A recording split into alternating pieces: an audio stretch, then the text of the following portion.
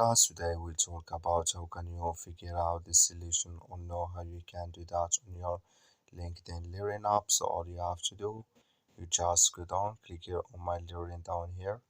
When you click on it, it's going to take you to this list. And all you have to do now, just click on your name here. When you click on it, it's going to take you to your profile. So then you go above this sign, you click on it here. When you click on it, it's going to take you to this list. And all you have to do, you just go down here, you keep going down, and you click here on account settings. When you click on account settings, it's going to take you to this list. Just switch into open video. So then all you have to do, you just click on visibility here.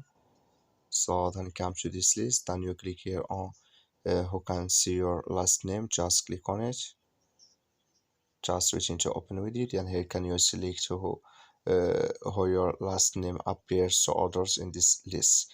That's all you have to do. Thank you for watching. Don't forget to support us by like